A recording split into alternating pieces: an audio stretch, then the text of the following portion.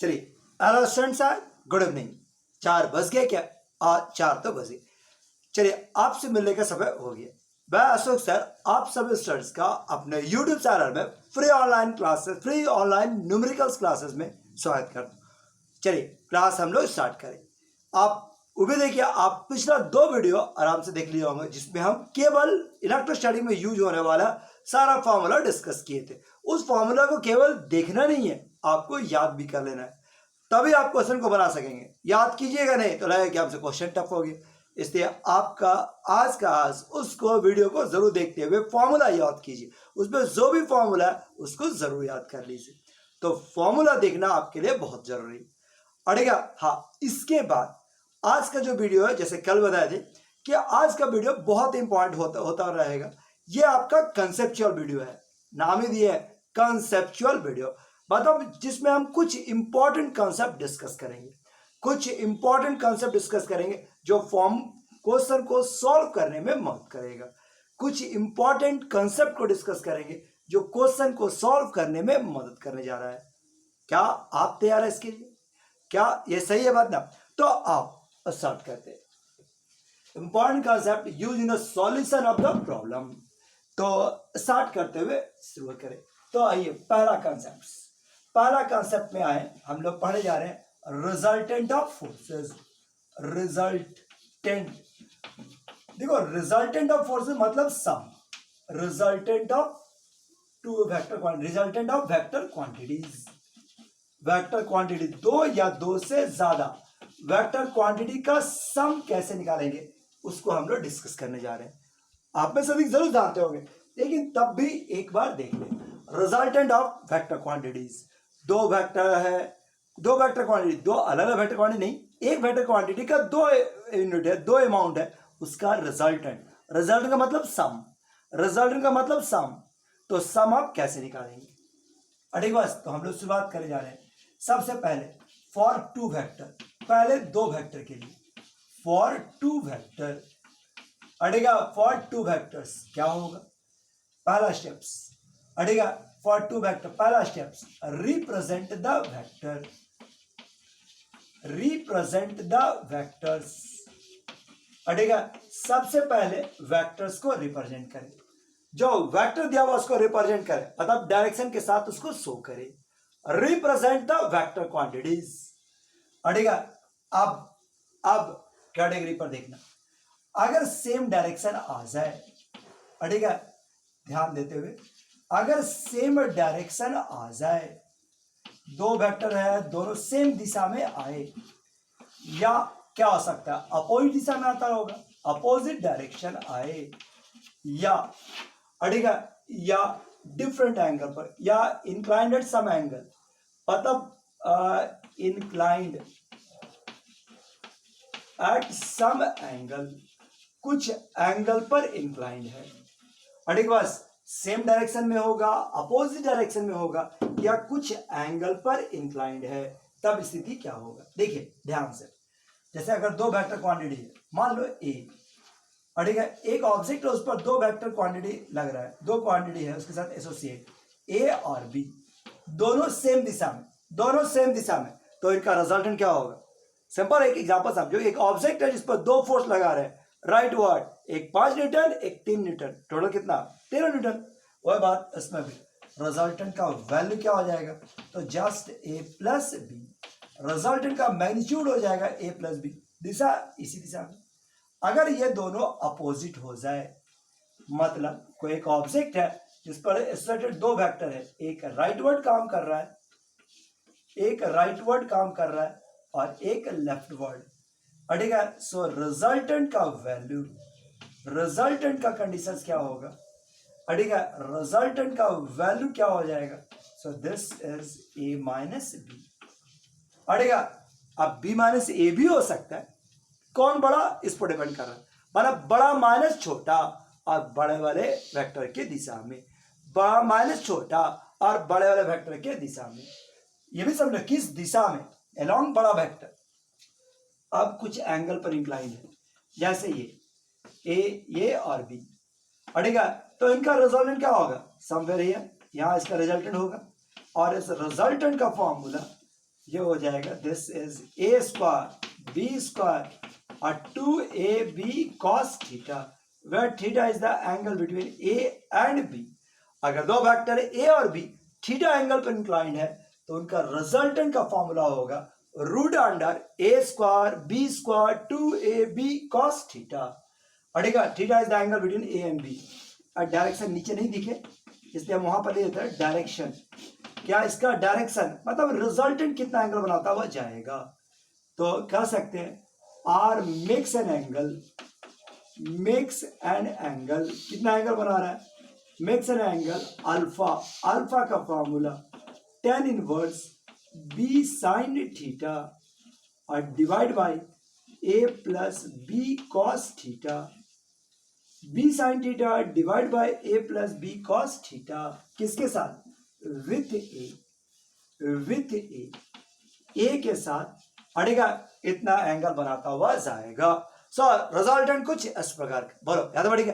जब भी दो वेक्टर आ एक ही कांसेप्ट तुरंत रिप्रेजेंट करो अपाचार सेम दिशा अपोजिट दिशा या कुछ एंगल पर, अगर सेम दिशा जोड़ दीजिए अपोजिट दिशा घटा दीजिए और अगर कुछ एंगल वाला है तो रूट वाला फॉर्मूला डालिए, आराम से आपका आंसर आ जाएगा। डायरेक्शन को भी ध्यान रखना, ठीक है। अब मोर देन टू वेक्टर्स अड़ेगा, अब कहा जाए resultant of more than two vector, resultant अड़ेगा resultant of more than two vector, more than two vector अगर दो से ज्यादा वेक्टर का रिजल्टेंट आपको डिस्कस करना है, resultant of more than two vector अड़ेगा मोर देन टू वेक्टर, अगर दो से ज्यादा वेक्टर का डिस्कशन करना है, resultant of more than two vector, दो से अधिक वेक्टर अगर कहीं पर दिया हुआ है और उसका रिजल्टेंट डिस्कस करना है तब क्या होगा, resultant of more than two vector अड़ेगा दो से ज्यादा वेक्टर का रिजल्टेंट डिस्कस करना है या नहीं। अब आओ तो सबसे पहले चेक कीजिए रिप्रेजेंट, पहला रिप्रेजेंट द वेक्टर्स, ये बात तो सही है कि रिप्रेजेंट करेंगे, रिप्रेजेंट द वेक्टर्स। अब check the symmetry, check the symmetry, उनका साइमेट्री सिचुएशन देखेंगे। साइमेट्री अगर साइमेट्रिकल हुआ टेकन बेनिफिट्स, देखो यही कह रहे इफ साइमेट्रिकल, साइमेट्रिकल यहां पर कहने का मतलब कि अगर उनमें से कुछ सेम दिशा रहे या अपोजिट रहा, if symmetrical then take its benefit, take its benefit ठीक है, इसका बेनिफिट आप ले लीजिए। मतलब सेम दिशा रहा जोड़ दीजिए, अपोजिट दिशा रहा घटा दीजिए। अगर ऐसा रहा तो टेक इट्स बेनिफिट, सेम दिशा रहा जोड़ दीजिए, अपोजिट दिशा रहा घटा दीजिए। ठीक है, if not symmetrical, if not symmetrical मतलब साइमेट्रिकल नहीं है बल्कि सब अलग अलग सिचुएशन में है, देन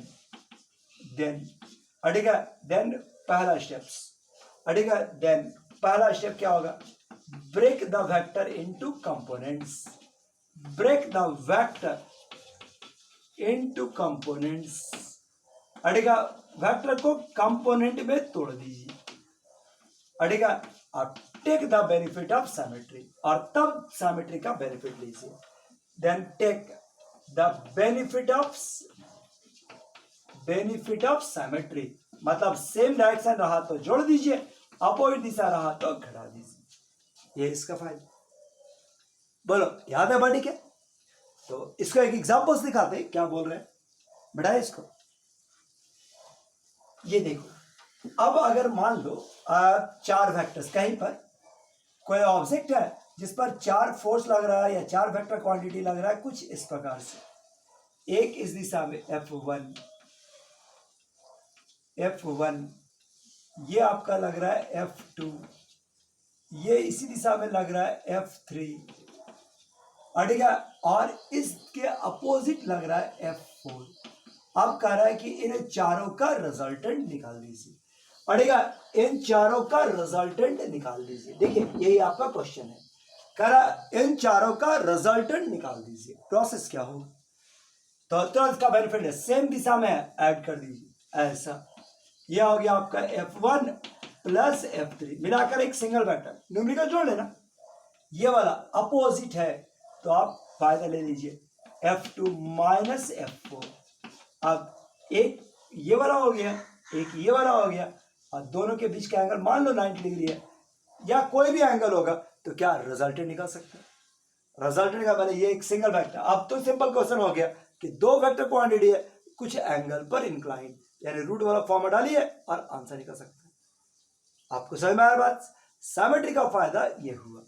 हाँ, अब एक एग्जांपल दिखाते हैं जिसमें अगर सिचुएशन सिमेट्रिकल ना हो।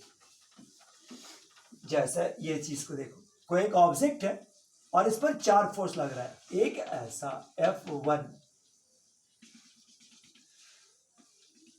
ठीक है, ये θ1 एंगल बना रहा है। दिस इज F2, ये आपका θ2 एंगल बना रहा है, ठीक है।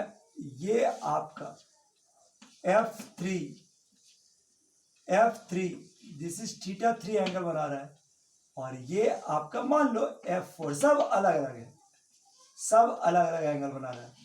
क्लॉकवाइज नापो या एंटी क्लॉकवाइज नापो, आपका चॉइस। मतलब इस तरह का एंगल बना रहा है, इनका रिजल्ट निकालना है। क्या बोले? अगर सिमेट्री का फायदा नहीं मिल रहा है ना, मिला सिमेट्री किसका? सेम दिशा या अपोजिट दिशा, ऐसा कुछ नहीं है। हो सकता है उसमें एक दो सिमेट्री हो भी, लेकिन अधिकतर सिमेट्रिकल ना हो, तब break the vector into components. लीजिए F1 का कंपोनेंट तोड़िए। कंपोनेंट तो जानते हो ना सभी, ये देखिए F1 का दो कंपोनेंट, F1 cos θ1 और एक इधर एक इधर। ये वैल्यू क्या हो गया? F1 sin θ1, याद रखिएगा। F1 का तो काम हो गया। F2 का देखो, F2 cos θ2 बना रहा है इस दिशा में, F2 cos θ2 और सीधा ऊपर की दिशा में आएगा, इसलिए इसको प्लस करके लिख देते हैं F2 sin θ2, ठीक है। इसकी दिशा में देखो, ये ठीक है, इसका दो भाग करते हुए, चाहे यहां लिख देते दो, F2 sin θ2, लीजिए F2 sin θ2, ये कंपोनेंट तोड़ दी। F3 का, इसका एक कंपोनेंट इस दिशा में, F3 cos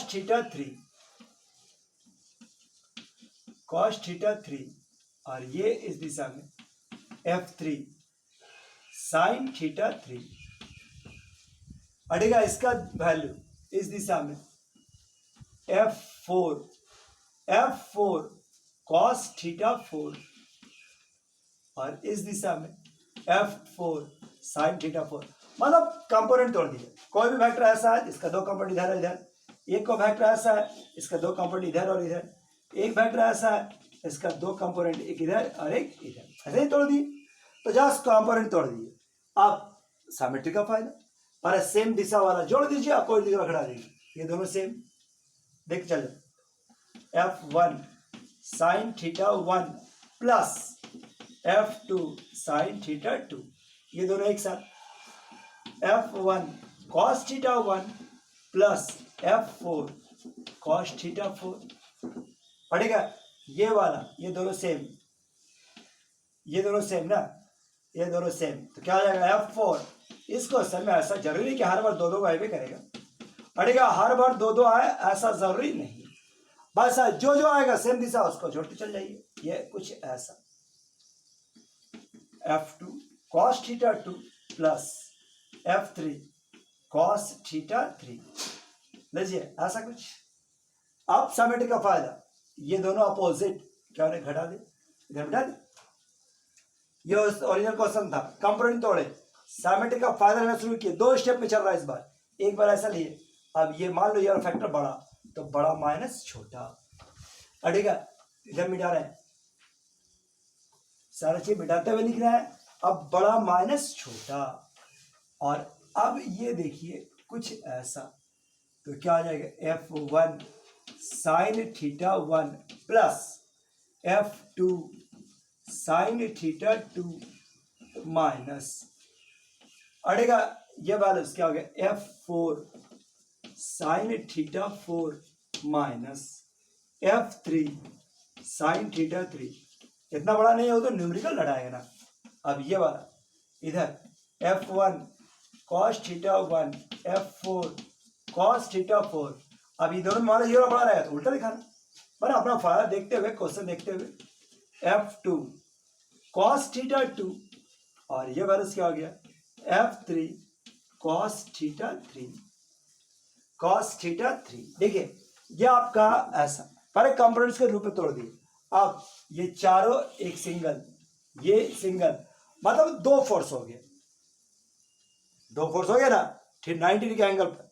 अब दो फोर्स हो गया 90 डिग्री के एंगल पर, तो रिजल्टेंट का फॉर्मूला, रिजल्ट इतना लंबा करना पड़ेगा, करना तो पड़ेगा ही, पहला फैक्टर का स्क्वायर, और ये इसको अगर हम कंबाइंड रूप से fx नाम दे दें, इसको अगर हम कंबाइंड रूप से fy बोले तो यही हो गया fx का स्क्वायर और fy का स्क्वायर, जो आएगा वही आपका वैल्यू। और डायरेक्शन के लिए tan इनवर्स, ये जो डायरेक्शन कुछ ऐसा, सो अल्फा का वैल्यू क्या होगा, अल्फा बराबर tan इनवर्स अटेगा fy by fx with x axis, with x axis. इतना एंगल बनाता हुआ ये क्वेश्चन बनेगा, डरने की जरूरत नहीं है। कुछ एक कंपोनेंट तोड़ दिए, कंपोनेंट तोड़ दिए तो आपका यूज हो है। हाँ लेकिन समझो जरूर क्या किए, अगर तुम्हारा साइमेट्री का फायदा नहीं मिला तो सबसे पहले साइमेट्री का फायदा लिए, अगर साइमेट्री का फायदा नहीं मिला तो हम कंपोनेंट तोड़े, साइमेट्री का फायदा लिए और तब रिजल्टेंट निकाल जाएगा। तो यही है रिजल्टेंट फैक्टर। अभी इतना ही कॉन्सेप्ट नहीं है, और बहुत सारा कॉन्सेप्ट है, लेकिन ये कॉन्सेप्ट थोड़ा बड़ा था, इसको हम ब्रेक करते हैं। ठीक है, आज का वीडियो, आज जो कंसेप्चुअल वीडियो है वो दो भाग में बांट रहे हैं, पार्ट 1 पार्ट 2। ठीक है, ताकि आप दोनों वीडियो को पूरी तरह से देखें। तो आज थक गया हो तब दूसरा देखने में दिक्कत नहीं लगेगा, तो अब दोनों वीडियो को आप देखिएगा, ये ब्रेक कर रहे हैं। ठीक है, बस पर हम ऐसा लिख दे रहे हैं।